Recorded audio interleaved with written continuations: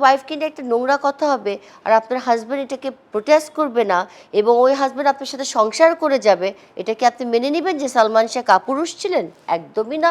আজিজ মোহাম্মদের সাথে যদি আমার কোনো ছবি বা আমার কোনো কিছু যদি কেউ দিতে পারে কোনোদিনও, তাহলে আমাকে যেন প্লিজ দেখানো হয়। আজিজ মোহাম্মদের সাথে সম্পর্ক মনে হয় নীলা চৌধুরীরই ছিল, কারণ যেটা আপনি যদি রেজভির কেসটা দেখেন, যেটা ডিবির থেকে আমি আসতে পারিনি, আপনার সাথে কথা বলতে বলতে আমরা ডিভিয়েট করলাম।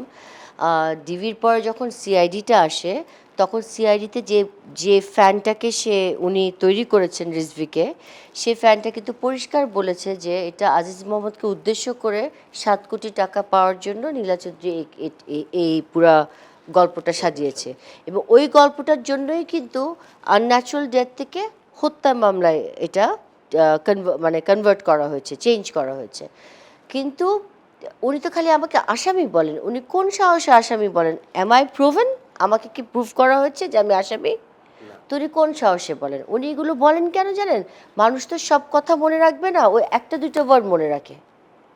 So she plays with people's mind. ওনার থেকে ভালো মানুষের মাইন্ডে কীভাবে খেলতে হবে এটা নীলা চৌধুরী থেকে ভালো কেউ জানেন না, এবং উনি এইভাবে ওনার ছেলের মাথাটাও নষ্ট করেছিলেন। না না, আজিজ মোহাম্মদের ভাইটা আমি আপনাকে আজিজ মোহাম্মদের না, একদমই না।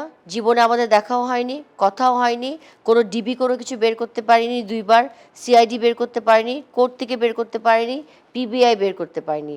আজিজ মোহাম্মদ ভাইকে আমি ওপেন চ্যালেঞ্জ করে আপনার ক্যামেরাতেই আপনার সাক্ষাৎকারে বলছি, আমি ওপেন চ্যালেঞ্জ দিচ্ছি যে আজিজ মোহাম্মদ ভাইয়ের সাথে, ওনার সাথে যদি আমার ভাই, তো ওনার নামের সাথে আসে, আমি ওনাকে সম্মান দিয়ে ভাই বলছি না, হ্যাঁ, কিন্তু আজিজ মোহাম্মদের সাথে যদি আমার কোনো ছবি বা আমার কোনো কিছু যদি কেউ দিতে পারে কোনোদিনও, তাহলে আমাকে যেন প্লিজ দেখানো হয়। কিছু ছবি আমরা অনলাইনে দেখি, ওটা কি ওটা আমার ছবি না, ওটা একদমই আমার ছবি না, ওটা একটা অন্য একটা মেয়ের ছবি।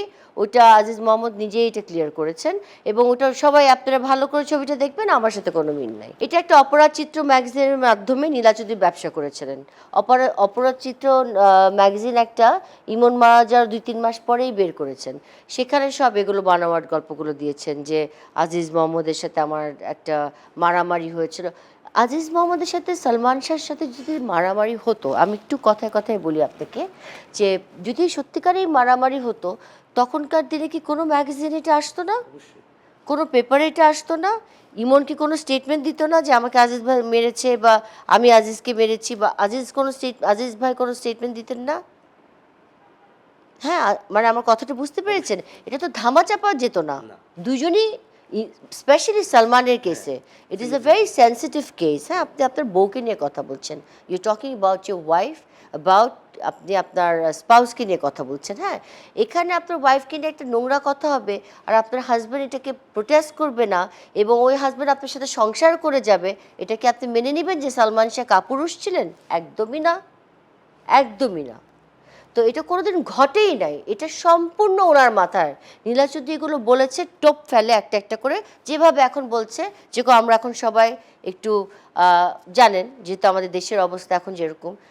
এলো মুক্ত চিন্তার স্বাধীন দৈনিক খবরের কাগজ। এখন খবর হবে নিখাত, নির্ভীক, নিরপেক্ষ।